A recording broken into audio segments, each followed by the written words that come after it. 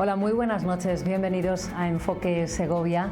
Hoy con tintes económicos y empresariales. Esta noche nuestro invitado es alguien a quien ustedes van a conocer. Es uno de los empresarios más conocidos de Segovia y además ha tenido cargos de representación entre el empresariado provincial y de Castilla y León. Está con nosotros Pedro Palomo. Muy buenas noches. Hola, buenas noches. Muchas gracias por aceptar nuestra invitación. Un placer estar aquí con vosotras y bueno, en este programa que hace años que no venía y me encanta volver a estar aquí. Bueno, pues vamos a tener mucho tiempo para hablar esta noche de todo lo que les preocupa, sobre todo a la empresa familiar de Castilla y León. Está con nosotros también esta noche, como siempre, Patricia Martín de Vive Radio y La 8 Segovia. Buenas noches, Patricia. Muy buenas noches a los dos. Bienvenido, Pedro. Bueno, pues decíamos que Pedro Palomo tiene amplia experiencia en la representación empresarial. Acaba de terminar su etapa de 2 años como presidente de Empresa Familiar de Castilla y León. Ha sido presidente de la Cámara de Comercio de Segovia, de la Federación Empresarial y también de la Agrupación Internacional del Comercio del Grano y el Pienso, creo que se dice así. Sí, es la traducción para que nos entiendan, por no dar el nombre en inglés. Y además es el encargado de dirigir los destinos de una de las empresas más conocidas de Segovia, Octaviano Palomo, que se dedica a la comercialización de cereales. Decíamos, Pedro, que acaba de terminar su etapa al frente de empresa familiar. ¿Cómo han sido estos 2 años que no han venido nada fáciles, ¿no? Salíamos de la pandemia, de una situación absolutamente excepcional que no habíamos conocido y nos metíamos en una guerra en Ucrania. Pues sí, efectivamente han sido 2 años complicados a nivel internacional porque veníamos ya con bastante buenos resultados antes del conflicto con Ucrania y bueno, pues aquello pues ha provocado lógicamente un cambio de paradigmas en muchos sectores, ¿no? Afortunadamente parece que nos hemos acostumbrado ya al conflicto bélico. Los precios de la energía han bajado, la situación tanto económica como general se ha estabilizado, ¿no? Pero bueno, han sido 2 años apasionantes en los que he podido además estar muy cerca del tejido empresarial de Castilla y León, de familias empresarias y bueno, pues he aprendido mucho y ha sido una experiencia muy positiva y para mí en lo personal y en lo profesional muy enriquecedora. De muchos kilómetros, imaginamos, recorridos, ¿no? Porque al ser un cargo regional, imagino que ha hecho muchos kilómetros y conocer un poquito más de lo que ya conocía Pedro Palomo, imagino, Castilla y León. Pues sí, la verdad es que tenemos la comunidad autónoma, bueno, es la segunda más grande de Europa, es muy extensa y además yo he aprovechado en mi mandato para hacer reuniones provinciales y de esa manera pues palpar de forma más directa el tejido empresarial y sobre todo el poder hablar con los socios, intercambiar opiniones. Coincidíamos esas visitas con un encuentro institucional con pues el alcalde o algún político relevante de la zona y por tanto servía también como un encuentro de intercambio de opiniones, inquietudes sobre las distintas provincias. Ha sido, como digo, pues 2 años intensos porque efectivamente Castilla y León es muy grande, pero muy satisfactorios en todos los ámbitos. La Asociación Empresa Familiar de Castilla y León agrupa 170 empresas, el 17,4% del Producto Interior Bruto de Castilla y León, el 8,70% del empleo. Estos son los asociados, pero en realidad en Castilla y León prácticamente la empresa familiar es mayoritaria. Sí, sí, efectivamente los asociados dentro somos 170, pero el mayor número de organización económica de Castilla y León de empresas son empresas familiares, casi diría que el 99%. Dentro de estas empresas familiares hay distinción si son por el tamaño, si son autónomos, si tienen más o menos trabajadores o volumen de facturación, pero en consonancia con lo que ocurre a nivel general en España, la mayor parte de las empresas son pymes y son además empresas familiares. ¿Y en todos los sectores de la economía las encontramos a estas empresas? Sí, prácticamente en todos los sectores. Hay algunos donde quizás se dé menos, pero en general ocurre en todos los sectores. El peso del sector servicios en España es muy elevado, turismo, luego si tenemos oportunidad hablaremos. y por tanto pues ahí hay mucha empresa, mucha pyme, proyectos familiares que los empiezan de varias generaciones que se van sucediendo.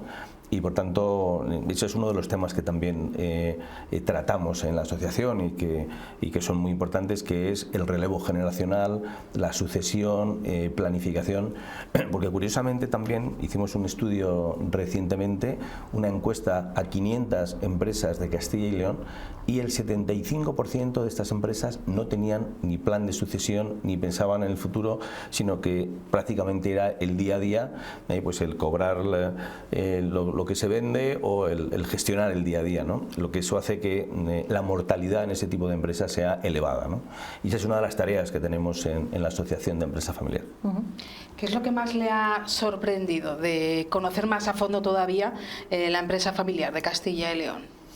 Bueno, a mí me he quedado sorprendido con la calidad de empresarios que hay en nuestra región, en muchos sectores distintos, porque además las empresas familiares tenemos una característica que quizás nos diferencia de otros modelos de organización, empresas más grandes, multinacionales, en el sentido que tenemos compromiso con el territorio, arraigo. Cuando hay que deslocalizarse, pues la empresa familiar pues la última que se va, obviamente, ¿no? Las decisiones se toman cerca. Hay un vínculo emocional también, porque los orígenes donde nació la empresa, donde está la familia, pues eso se genera un vínculo que al final pues hace que se mire a largo plazo. Y esto es una característica fundamental de la empresa familiar.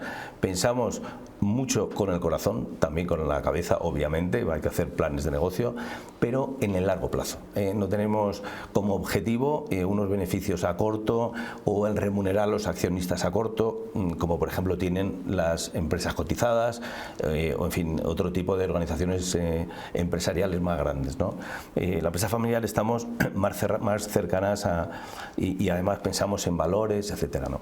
Pero más concretamente con lo que pregunta, al final me he dado cuenta que hay en muchos sectores empresas, empresarios muy innovadores, muy buenos, que han sabido resistir años difíciles, la crisis financiera del 2008, la pandemia, la guerra de Ucrania. Y, o sea, muy resilientes y además muy competitivos. Y bueno, me he quedado sorprendido muy gratamente. De hecho, yo creo que como país tenemos buenísimas empresas y empresarios de raza, personas comprometidas. Quizás no nos lo creemos tanto. El problema es que como individuos es igual que con el deporte. En deportes somos número uno en el mundo en muchos deportes, ¿no? Lo hemos visto en el tenis, en Fórmula 1, etcétera. Pero no nos lo creemos como país y es una pena, porque si fuéramos todos juntos sería mucho mejor, ¿no? Ha dicho cuáles eran las virtudes de la empresa familiar, ¿no? Pero ¿cuáles son los hándicaps, aquellos problemas a los que se enfrentan en día a día y en los que necesitarían más apoyos? Bueno, uno de ellos es el relevo generacional. Es muy importante que exista la gobernanza en la empresa, en el sentido que se preparen a las siguientes generaciones. Por eso entendemos que tiene que haber un fórum de jóvenes que son familiares directos de empresarios, que algunos serán gestores, estarán en la empresa, otros no. Por tanto, hay que preparar a los accionistas para que sean responsables, bien en la gestión o bien fuera de la gestión, ¿no? Porque uno de las amenazas que tienen las empresas familiares en un porcentaje elevadísimo es precisamente eso, la sucesión. No tienen a la siguiente generación preparada o no quieren o no les han incitado a retenerles en la empresa. También eso es un esfuerzo por parte de los empresarios que tenemos que hacer, porque el talento es el capital humano para nosotros es lo más importante. Realmente la fuerza de las personas, que así lo hemos llamado en el último lema del Congreso de Empresa Familiar, es la clave, el eje central. Y claro, a veces tenemos que cuidar, no a veces, siempre tenemos que cuidar que el talento permanezca, que no se nos vaya fuera del entorno familiar, y eso requiere una planificación, ¿no? Y ahí esa es una de las cosas en las que la empresa familiar tenemos que volcarnos. Y luego la fiscalidad. O sea, afortunadamente en Castilla y León tenemos una fiscalidad favorable al traspaso de empresa familiar. En otras comunidades no lo es. Y eso pues hace que pues efectivamente el tener un tratamiento fiscal adecuado permita la sucesión, el relevo. Se siguen pagando unas cotizaciones por el empleo elevadas. Y luego otro tema, también un tema que nos preocupa y que es una amenaza, es el empleo. Actualmente hay en toda Castilla y León, y también ocurre en Segovia, hay comarcas donde es difícil encontrar empleos adecuados, formados en determinados sectores. Y por eso es tan importante la formación profesional dual, el que haya más unión entre centros de formación y empresas. De hecho, yo creo que los empresarios tenemos que volcarnos hacia la sociedad en el sentido de comunicarles lo que queremos, lo que somos, sembrar también el espíritu emprendedor entre los jóvenes. Y bueno, pues esa es una también de las debilidades que tenemos, no solo la retención, sino la obtención del talento, ¿no? Tenemos a Madrid muy cerca. Madrid está muy bien comunicado, pero también nos fagocita mucho talento, mucha gente que vive en Madrid o que se va directamente a Madrid a trabajar. ¿Qué es lo que falta? ¿Dónde no encuentran esos empleados, esos trabajadores con competencias bien cualificados? ¿En qué sectores? Bueno, hay varios sectores. El sector servicios, claramente, hostelería es un ejemplo claro, pero luego en otros sectores también, electromecánica, comarca del Carracillo, por ejemplo, pues también hay en épocas puntuales falta de mano de obra. Lo que se pretende, y yo creo que lo ideal es que haya, porque aquí hay un contrasentido. Tenemos la tasa de paro juvenil, no en Segovia o en Castilla y León, en España, que es similar, la más elevada de Europa. El empleo juvenil es algo que es un reto que tienen todos los programas políticos y que para toda la sociedad, lógicamente, queremos reducirlo. Pero luego la realidad es que cuando los empresarios salimos al mercado a contratar, no hay tanta mano de obra como parece, o bien porque o no quieren trabajar o no están preparados para ciertos puestos. Por tanto, tiene que haber mucha más relación entre lo que se estudia en los centros de formación profesional y lo que demandan las empresas. Y en ese sentido, pues desde la Asociación de Empresa Familiar hemos hecho un programa que ha sido además referencia en otras comunidades autónomas en toda España, para orientar a los padres, que son los principales prescriptores de los hijos, a los padres, a los tutores de los centros de formación, y eso implica pues que los empresarios vayan a los centros de formación, digan lo que necesita, los currículos y las asignaturas tengan que ver con el trabajo posterior, para de esta manera poder unir oferta y demanda, y sobre todo hacemos una función social enorme, que es una empleabilidad, que les diré que en los programas de formación profesional el 80% se quedan en las empresas, es decir, tiene un índice de éxito elevado. El debate en este sentido, en el de la falta de trabajadores para cubrir determinados puestos de trabajo, está también en las condiciones que se ofertan. Hay correlación también entre la demanda de la empresa y la demanda del trabajador. Sí, bueno, al final es una cuestión de entendimiento. Las empresas familiares, en general, lo que queremos es que haya unas condiciones de trabajo lo más favorable posible para el trabajador, obviamente, porque al final, y en muchos casos, son parte de la familia, son personas que llevan mucho tiempo trabajando en el ámbito de la empresa familiar. El tema es que tenemos que buscar la competitividad. El que sea tanto por un lado y por otro, que la empresa sea rentable, que, como decía antes, no es buscar el beneficio en el corto, pero sí que se pueda mantener el empleo y que pueda ser rentable en el largo plazo. La empresa familiar, estamos hablando de Castilla y León, pero también está agrupada a nivel nacional. ¿Tiene tanto peso la empresa familiar en otras comunidades autónomas como la tiene en Castilla y León, con los datos que aportábamos al principio de la entrevista? Bueno, lo que es la propia asociación, la de Castilla y León, es referencia en toda España. Efectivamente, colgamos del Instituto de Empresa Familiar, donde están agrupadas las 100 empresas familiares más grandes de España. Muchas de ellas cotizan en bolsa. Y entonces, bueno, pues desde el instituto, que fue lo primero que se constituyó, se crearon distintas asociaciones territoriales.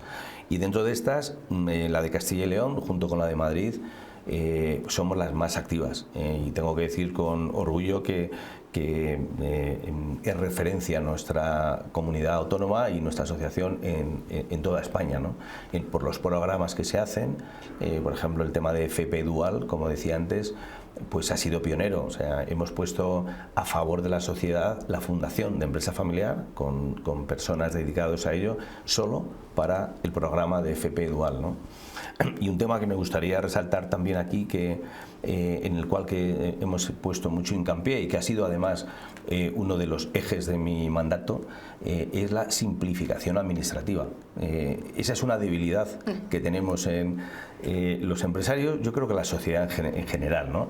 Me refiero a la burocratización, ¿no? O sea, excesiva, y bueno, pues hicimos una batería de propuestas a través de un estudio de un despacho jurídico internacional para ver en 50 medidas qué podían hacer desde Castilla y León para mejorar los trámites administrativos. Es decir, en vez de licencia administrativa o autorización administrativa, que eso se pudiera sustituir por silencio positivo de la administración o declaración responsable del administrador. Con lo cual eso haría mucho más flexible y más rápido las relaciones con la administración, porque no olvidemos que tenemos una administración, no solo en Castilla y León, en España, comparada con otros países, una burocracia excesiva. Y bueno, pues se trata de ayudar a la administración, no solo criticar, sino decirles a la administración de Castilla y León: mire, podemos hacer todo esto cumpliendo con la ley, con las directivas europeas, etcétera. Se pueden reducir estos plazos, se puede facilitar, en fin, una serie de trámites. Y la verdad es que lo han acogido positivamente, y de hecho una gran parte de las medidas, no todas, las han admitido ya, están en las Cortes y en el proceso jurídico de elaboración de leyes regional. Y bueno, yo creo que ahí hacemos una labor buena a toda la sociedad y por supuesto a las empresas, ¿no? Hablaba antes de la diferencia en la fiscalidad para la sucesión entre Castilla y León y otras comunidades autónomas. ¿Esa diferencia, ese desequilibrio, se nota también en otras cuestiones que les afectan a la empresa? Bueno, la fiscalidad es algo que lógicamente nos hace en algún momento ser menos competitivos. Si el otro día lo estudiábamos precisamente de forma concreta, el contratar a una persona, que para un empresario es algo muy bueno, porque eso significa que la empresa va bien, que estamos creciendo, que todo va en la buena dirección. La cotización social que tenemos que pagar por el trabajo es muy elevada, ¿no? En otros países cercanos, además a nosotros, a nuestro entorno, la presión fiscal, el esfuerzo fiscal que tienen que hacer tanto empresas como sociedad es inferior, y eso hace que lógicamente estemos en inferioridad de condiciones en algunos casos, ¿no? Yo creo que además estoy convencido que el reducir los impuestos genera más actividad económica y al final genera más impuestos, porque de lo que se trata es de que se sigan manteniendo los servicios básicos en capítulos tan importantes como pueda ser sanidad, educación, ahora defensa, que está subiendo y que tiene que subir según los países vecinos, y por tanto, bueno, pues eso a través de impuestos, cuanto más actividad se genere, más posibilidades hay de generar recursos e ingresos para la administración. En esos otros países de los que mencionabas, Pedro, ¿es el Estado el que asume más carga que lo que es la sociedad y el empresario y el empresariado? ¿Lo asume más el gobierno? Sí, al final hay países donde se fomenta más la creación de empleo, o las cotizaciones sociales que pagan las empresas es inferior. El régimen fiscal que hay en Europa no es el mismo para todos. De hecho, ha habido en algunos momentos dumping fiscal, por ejemplo en Portugal, donde había empresas que preferían domiciliarse, tener el domicilio fiscal en Portugal, aunque tuvieran la actividad en España, porque tenían mejores ventajas, ¿no? O en Irlanda, o en Luxemburgo, Holanda, en fin, hay países de distinto tipo. Pero realmente al final es una reordenación de ingresos y gastos públicos. Lo que yo creo y mi experiencia me dice es que cuanto más impuestos, menos generación de riqueza. Es decir, hay que intentar buscar un equilibrio en el que los servicios públicos se mantengan, por supuesto, que siga habiendo calidad, pero que se genere más actividad económica para que se pueda generar también, pueda haber más impuestos, ¿no? ¿Cuál sería la situación en este momento para las empresas en cuanto a la internacionalización, al salir al mercado exterior? ¿Cada vez nos vamos atreviendo más o todavía es complicado salir? Bueno, estamos en un mundo muy global en todos los sentidos y la externacionalización, el salto a los mercados exteriores hace años era una barrera difícil. Sin embargo, hoy es más fácil, porque primero, en lo que es el contexto europeo, tenemos una Unión Europea de 27 países, con lo cual es muy fácil el poder comprar o vender a estos países. Pero incluso saliendo fuera ya de la Unión Europea, hay organizaciones, como pueden ser las cámaras de comercio, que conozco bien por mis anteriores responsabilidades, que se ayuda de manera muy activa a las empresas a dar el salto a la internacionalización. Y luego también estamos asistiendo a un fenómeno general, a nivel general, y es que después de la pandemia se ha producido una regionalización mayor de la que había antes. Es decir, no es que ya no esté el mundo globalizado, porque lo que ocurre en una parte del planeta tiene un efecto inmediato en el otro, pero sí que nos hemos dado cuenta que lo regional, lo local, o lo que está más cerca de nuestro bloque hay que cuidarlo. Lo hemos visto con el tema de las mascarillas, de productos de primera necesidad, o puede ser también sector primario, los cereales, que a mí me toca directamente.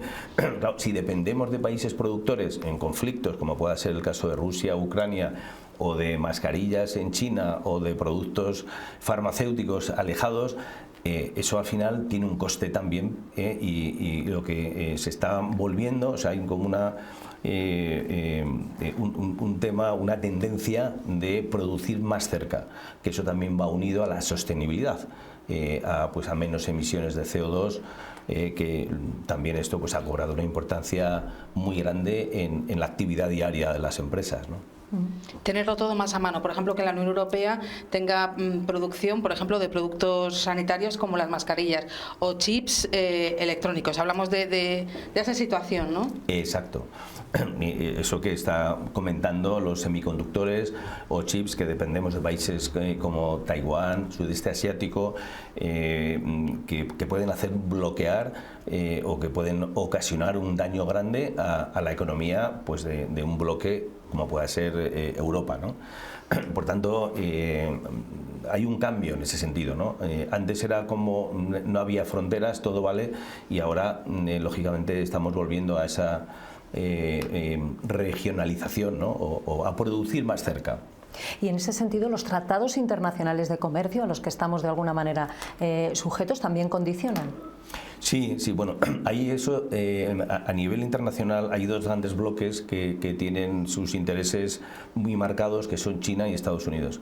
Luego hay otros otros bloques en los que está Europa, que pintamos menos y tenemos menos capacidad de decisión, pero lo estamos viendo recientemente. Por ejemplo, España es uno de los países que más ha exportado carne de cerdo, de porcino, a China. China ha puesto un arancel para limitar las importaciones de carne recientemente.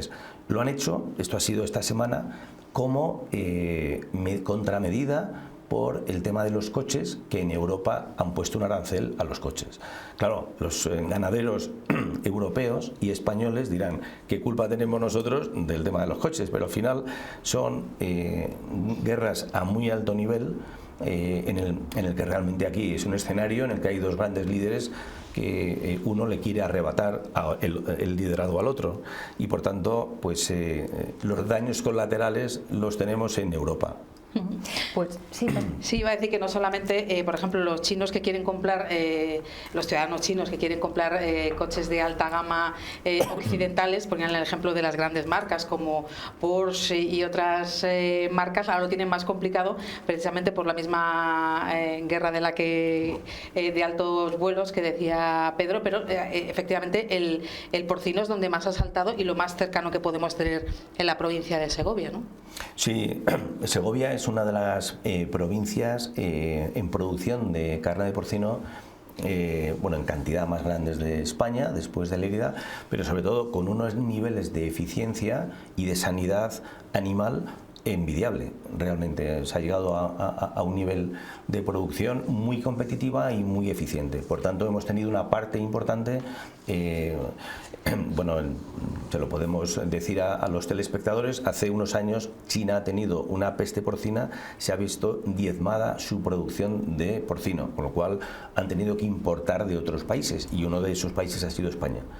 Ha tenido un papel dominante en esa exportación de carne a China, y bueno, pues eso ha sido porque el nivel de eficiencia que había en España era muy grande, ¿no? Y Segovia tiene un peso grande en este sector. Bueno, pues vamos a hacer un breve alto en el camino, regresamos en unos minutos y seguimos charlando aquí en Enfoque Segovia con Pedro Palou.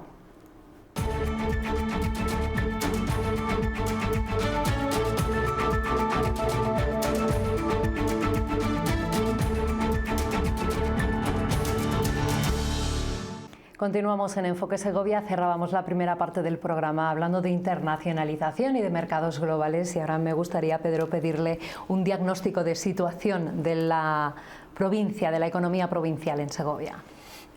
Bueno, pues la economía provincial está en consonancia con lo que ocurre a nivel regional, ¿no? En otras provincias.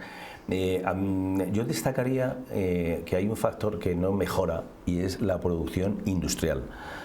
Todavía el sector industrial no tiene suficiente peso en la facturación de bienes y servicios de Segovia, ¿no? En el PIB local, en el PIB provincial. Y yo creo que ese es uno de los retos que tenemos en Segovia, el mejorar la producción industrial, en hacer empresas, en facilitar a las empresas para que el tejido industrial aumente, ¿no? Estamos aproximadamente en un 11%, está por debajo de la media que hay en Castilla y León y de la media que hay en España. Somos una provincia con un sector terciario muy elevado, servicios, también el agropecuario, el primario tiene un peso importante, pero pues yo creo que ahí tenemos un campo importante para crecer, ¿no? Y luego otro aspecto muy relevante y que también necesita, que tenemos que crecer para ganar competitividad, es en el tamaño. Hay muchas empresas pequeñas. Es cierto que en el mundo en el que vivimos el ganar tamaño implica pues ser más competitivo, el poder abordar nuevos proyectos y bueno, pues también el que haya un sector industrial creciente o más potente puede permitir a otros sectores que crezcan por este sector industrial, ¿no? Me refiero, por ejemplo, a transportes, hostelería en la provincia, en fin, varios sectores que están unidos, ¿no? Y bueno, pues también tenemos otra serie de deficiencias, como pueda ser la red de infraestructuras. Hay zonas en la provincia que no tienen buen wifi, y eso lo he vivido yo directamente. No es que tengan buen wifi, tienen malísimo wifi, con lo cual implica que si queremos que haya más fijación de población en nuestra provincia, o empresas, incluso personas que puedan venir de otras zonas, o segovianos ciudadanos que estén en Madrid y quieran establecerse en Segovia, hay que poner pues la infraestructura mínima de wifi, que en algunas zonas, no en algunas zonas remotas, incluso próximas, funcionan muy mal, ¿no? Y bueno, pues en general tenemos una ventaja grande, y es que estamos cerca de Madrid, somos la puerta de Castilla y León, la potencia que tiene turística Segovia es muy grande, y luego tenemos sectores en la provincia muy pujantes que todavía continúan innovando, como puede ser pues el sector de la resina, agropecuario, cárnico, el sector primario, por supuesto, incluso con mayor cultivo de oleaginosas en algunas zonas. Y bueno, pues tenemos una riqueza medioambiental que lo tienen pocas provincias, ¿no? Y histórica, artística, gastronómica, o sea que vivimos en un lugar maravilloso, ¿no? Pero aparte de creérnoslo, que también es importante creérnoslo, pues sí que tenemos que hay ciertas cosas que tenemos que mejorar, ¿no? Como claramente el tamaño de las empresas. ¿Qué pierde una provincia que tiene un bajo PIB relacionado con la industria? ¿Qué nos estamos perdiendo los segovianos por estas circunstancias que sí tienen los vecinos de otras provincias donde la industria tiene más peso? Bueno, un tema importante es la población. Las industrias fijan población, innovación, pues incluso perfiles profesionales más cualificados. El ejemplo claro lo tenemos en una provincia limítrofe que es Burgos, y que está al norte, y yo conozco últimamente, tengo mucha relación con Burgos, voy con frecuencia y me doy cuenta allí el tejido empresarial, industrial, las empresas industriales son muy potentes. En el sector de automoción, sin ir más lejos, están las mayores empresas de auxiliar de automoción en Burgos, que son verdaderas multinacionales, que tienen fábricas en muchos países del mundo, como es el caso de Gestamp o Antolin o compañía Automotive. Es decir, esas empresas son tractoras a su vez de otras muchas empresas más pequeñas alrededor, y se genera pues un ecosistema de innovación, de producción. Eso fija población claramente y bueno, genera riqueza en el entorno, ¿no? Burgos está alejado, no tiene la comunicación que tenemos nosotros con Madrid.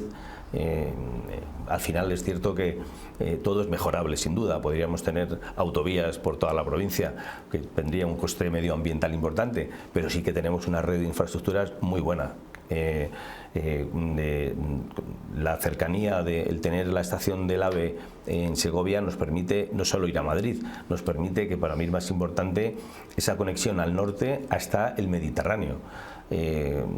Con mucha frecuencia de trenes, y ahora además con nuevas incorporaciones como estos trenes nuevos Oigo, etcétera, que hacen que haya más frecuencia a unos precios muy competitivos.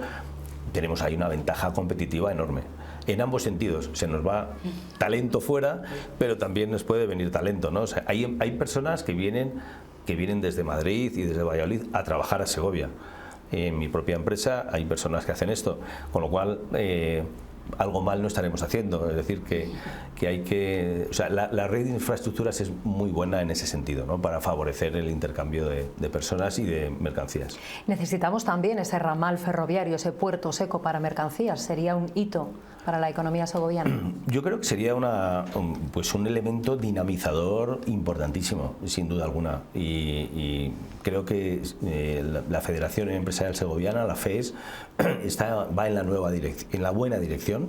Creo que el puerto seco puede favorecer el que se implanten empresas, la logística. Por ejemplo, un sector que creo que tiene futuro en nuestra provincia es el logístico, por estar en el centro de España, muy cercano a dos grandes ciudades como es Madrid y Valladolid, y con unas buenas comunicaciones. Por tanto, yo no veo a Segovia ni a la provincia con grandes fábricas de producción de acero, por decir algo. No es el sitio, pero sí para empresas de distribución, como pueda ser el caso del logista, como puede ser también empresas industriales, talleres que puedan abastecer a otras empresas más grandes. Y bueno, pues el ecosistema lo tenemos aquí, ¿no? Y claramente el puerto seco puede ayudar a este tipo de florecimiento de actividades, de que vengan nuevas empresas, de que las empresas que ya estamos aquí podamos ser más competitivos. Y bueno, el tema del transporte por ferrocarril, el transporte de mercancías, el de pasajeros, yo creo que España somos un país, si no es de los mejores, el mejor del mundo, estaremos entre los 3 mejores del mundo en cuanto a la red ferroviaria que hay de personas. Sin embargo, de mercancías estamos quizá a la cola de esos países, teniendo un territorio muy amplio, ¿no? Lo que es todo el territorio de la península ibérica. Por ejemplo, nuestros vecinos franceses utilizan mucho más frecuentemente el transporte por ferrocarril, es más competitivo. Ellos incluso lo hacen también el transporte fluvial, y que eso pues contamina menos, etcétera, ¿no? Tiene más ventajas y hace que se cree más riqueza, y que sean las empresas que están alrededor más competitivas, ¿no? El sector logístico, por tanto, en España tiene todavía mucha capacidad de seguir creciendo, de seguir aumentando. O sea, Segovia se puede sumar a ese carro, porque es un sector que tiene todavía mucho margen, el logístico. Sí que tiene margen. De hecho, hay algunas plataformas logísticas grandes que han explorado y están explorando Segovia como punto de ubicación. Esto luego va unido también al suelo industrial, que no existe donde se quiera, ¿no? Porque al final las administraciones lo que pueden hacer para que las empresas se queden en los territorios es primero facilitarles el suelo, es decir, que sea fácil encontrar suelo industrial a un precio competitivo. No voy a decir que sea regalado, pero sí que sea competitivo. Y luego que haya otras infraestructuras eléctricas, que tampoco es fácil a veces encontrar en el medio rural energía eléctrica. Entonces, bueno, pues claramente el sector logístico tiene muy buenas posibilidades. Con el nuevo plan de fomento territorial que se va a presentar próximamente, pues ahí se marcan las líneas de actuación de por dónde debe discurrir todo este tipo de infraestructuras de suelo para que las empresas tengan más fácil el poderse ubicar en nuestra provincia. Segovia es la última provincia que va a contar con este plan de fomento territorial. ¿Llegamos tarde o nunca es tarde si la dicha es buena? Pues efectivamente, usted lo ha dicho. Yo soy muy positivo y muy optimista siempre, y me gusta ver el vaso medio lleno. Y entonces creo que lo importante es que pongamos los medios y que no nos lamentemos del pasado. El pasado, agua pasado no mueve molinos. No mueve molinos, ¿no? Entonces hay que pensar en el futuro. Y yo creo que Segovia tiene un futuro muy bueno. O sea, tenemos una ubicación magnífica, y si somos capaces de concitar el acuerdo de todas las administraciones, tanto la nacional, regional y la local, y los actores importantes como empresarios, sindicatos, vamos todos, la sociedad en general, vamos en la misma dirección, somos capaces de diseñar por dónde queremos que discurra el porvenir de Segovia en el futuro, pues creo que tenemos mucho avanzado. Y el hablar de ello y hacer las propuestas creo que es absolutamente positivo. O sea que yo estoy seguro de que van a mejorar las condiciones en Segovia, de que además vivimos en una provincia, en un territorio maravilloso, y que por tanto no lo tenemos que creer. O sea, a veces el problema es que no nos lo creemos. Tenemos una tendencia, los segovianos y en general, ¿no?, en España, de ir contra nosotros mismos, de pensar que somos, que no, en fin, que tenemos lo peor, que no funciona y tal. Lo he dicho antes, ¿no? O sea, hay empresarios de primerísimo nivel en Segovia, personas comprometidas y con empresas muy innovadoras. Y luego, pues la gente, y eso lo vemos, cada vez quiere aprender más. Los castellanos, los segovianos, somos personas reservadas, que durante siglos no somos los primeros que salimos a bailar la jota en las reuniones, posiblemente, pero eso es el carácter castellano. Pero también es verdad. Pero eso no quiere decir que no la bailemos bien. Exactamente, eso es. Luego ya cuando nos ponemos ahí no nos gana nadie, ¿no? Y por tanto, bueno, pues hay un cambio grande en la sociedad, y yo creo que en Segovia estamos en un punto de partida muy bueno.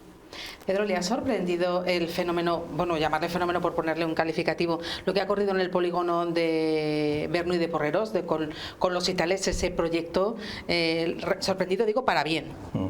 Sí, me parece buenísimo.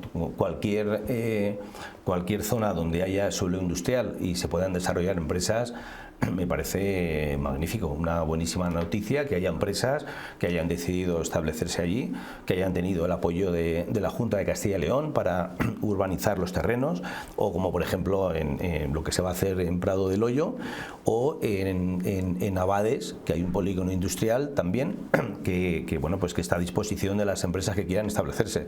Es decir, lo importante es que haya terreno y que haya posibilidades para que, como ha ocurrido en el pasado, y yo eso lo he vivido, que ha habido empresas que han querido establecerse y no han podido por limitaciones de terreno, de precio en la adquisición del terreno, de que no había infraestructura eléctrica o de otro tipo, y se han ido a otras provincias, algunas de ellas cercanas, porque aquí no es que no hayamos querido, es que no había las suficientes facilidades para poder hacerlo, ¿no?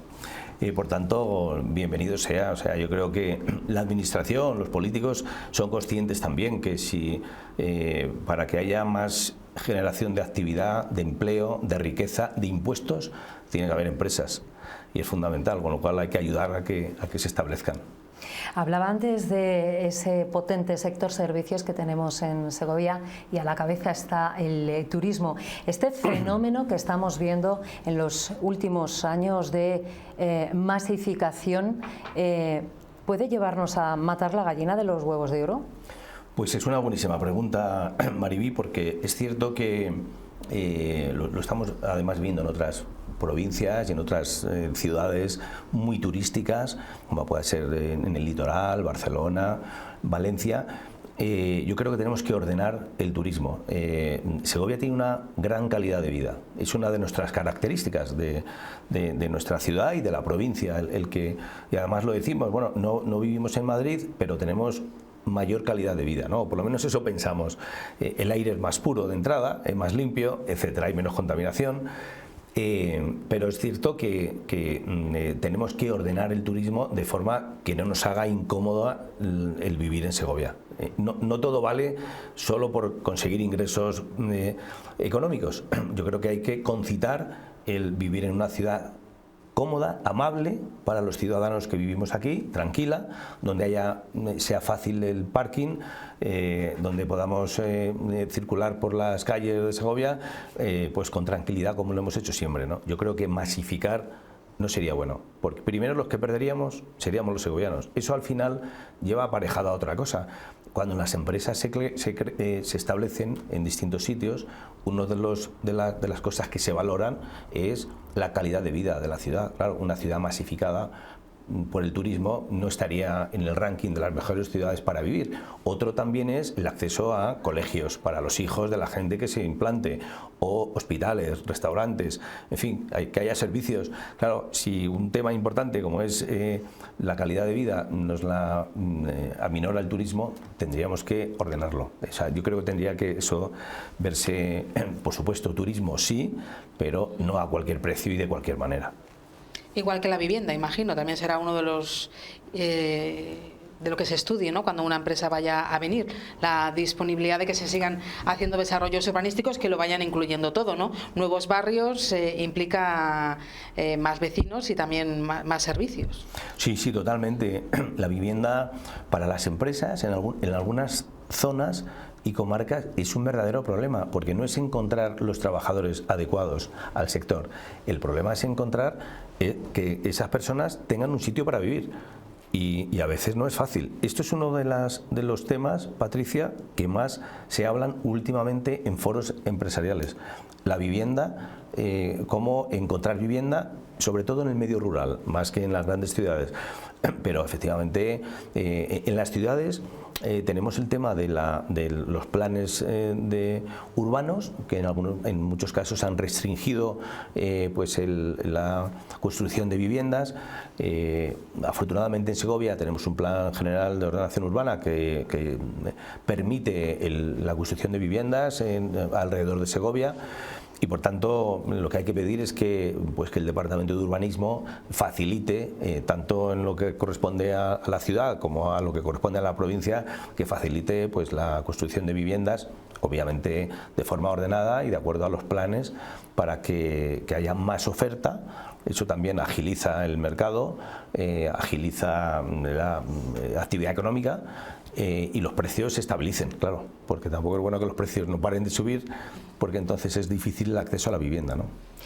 Hablaba antes del entorno rural. Entiendo que la despoblación es uno de los retos que hay que atajar. Se viene hablando desde hace mucho tiempo de la despoblación, se pone en el foco de los debates, pero ¿se están tomando medidas reales o cuáles creen que serían las medidas necesarias para que los centros urbanos no sigan atrayendo a la población y se vacíe el medio rural? Pues efectivamente, la despoblación es un fenómeno que ocurre a nivel mundial, es decir, cada vez más las grandes ciudades se están haciendo más grandes, las grandes urbes son más grandes, pero vivimos en Castilla y León, que es una de las regiones más extensas de Europa y con mayor dispersión geográfica, porque por ejemplo Andalucía tiene una extensión muy grande, sin embargo allí la concentración de municipios de más de 2.000 habitantes o de incluso 10.000 habitantes es muy superior a Castilla y León, donde tenemos, creo que son 2.000 municipios. 2.448 creo que es algo así, la cifra en Castilla y León. Pues creo, Gracias por el dato. Lo mismo estoy equivocadísima. Claro, es prácticamente, o sea, es muy superior a la que hay en otras regiones como Castilla-La Mancha o Andalucía. Es decir, Castilla y León tenemos un problema grande con la despoblación. Yo creo que es uno de los retos que tenemos como comunidad autónoma y como sociedad, porque no podemos permitir que el campo se abandone y que, o sea, tenemos que fomentar, ayudar a que las empresas, que es la clave, se puedan implantar en el medio rural. Y eso sí que la llave la tiene la administración. Y una de la herramienta que tiene la administración para favorecer la despoblación es la fiscalidad.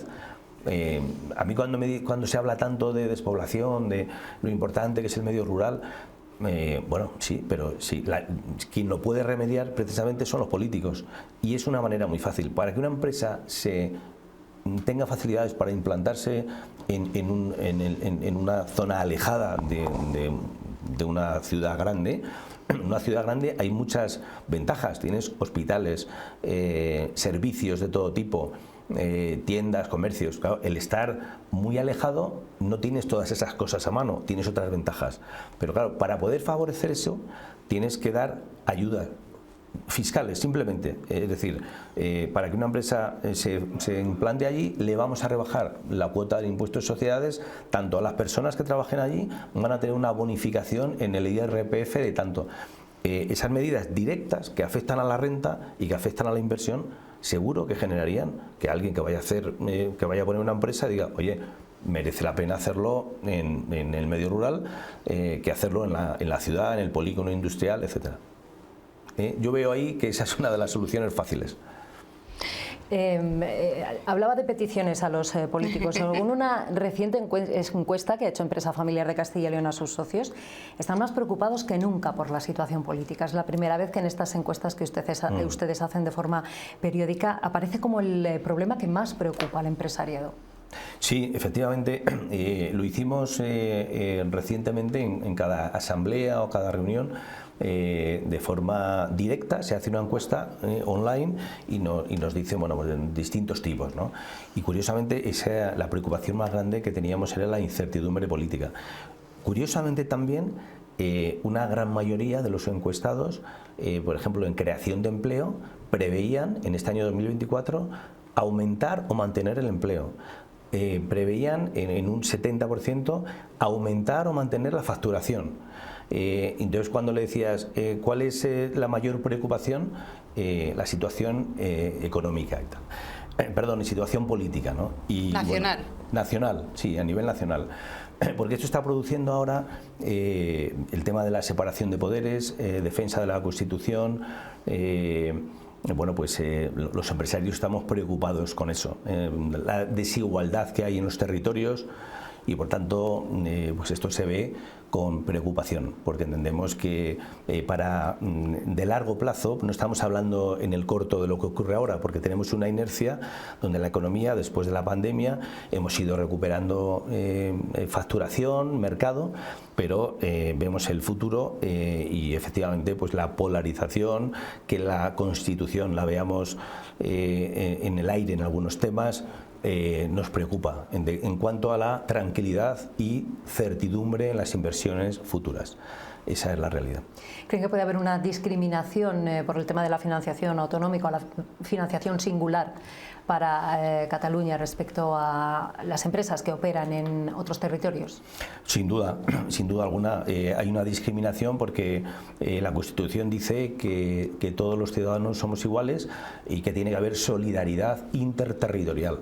Y lo que está ocurriendo con este acuerdo que se ha llegado de manera prácticamente pues, con el voto al mínimo, forzando temas, pues eso está provocando que alguna comunidad autónoma que ha tenido más despilfarro, que ha gastado mucho más, tiene mucho más déficit, tengamos que pagar el resto de las comunidades ese déficit.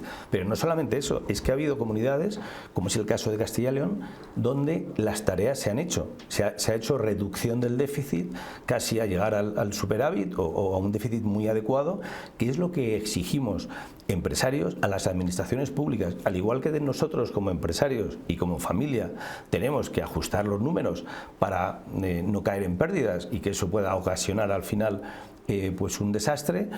Claro, nuestra comunidad autónoma, Castilla y León, ha hecho bien las tareas y sin embargo otras que se han dedicado a hacer otro tipo de actividades como crear embajadas en el exterior, etcétera, etcétera, pues tenemos que pagar nosotros esa fiesta y esos platos rotos.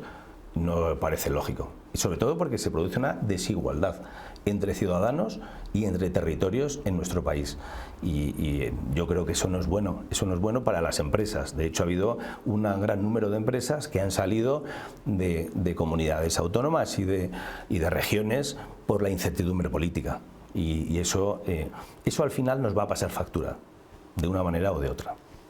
Hablaba decía que la preocupación era por la situación política, por la incertidumbre política nacional, pero también acabamos de pasar unas elecciones europeas el pasado 9 de junio. La Unión Europea plantea también sus retos, sus hitos, y uno de ellos es la Agenda 2030. Los empresarios, ¿qué opinión tienen de lo que nos llega de Europa, por ejemplo, de esta Agenda 2030? Nos quedan 2 minutos. Pedro. 2 minutos. Sí. Bueno, muy rápido. La Agenda 2030, en mi opinión, tiene un carácter muy político. Hay ciertos aspectos que se pueden mejorar sin duda alguna, como es la sostenibilidad. Yo creo que cada vez las empresas estamos más concienciados en el tema de menos emisiones, y de hecho estamos trabajando en ello de forma importante, que eso va unido a la ética, que también es una parte que nos preocupa.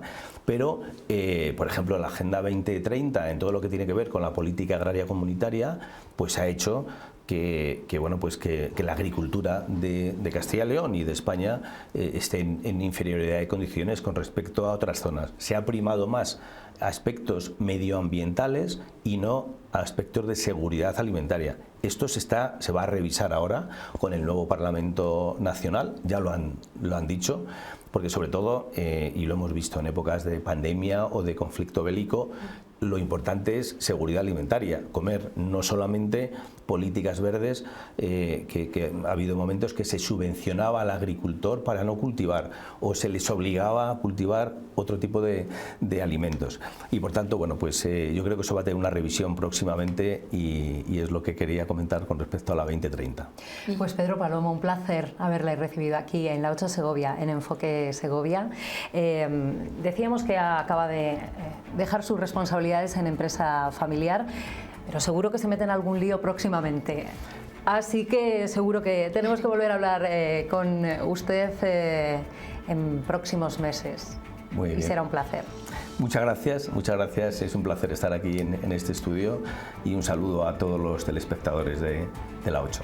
Patricia, muchas gracias también. Gracias, muy buenas noches. Volvemos el próximo miércoles con el último Enfoque Segovia de la temporada. Buenas noches.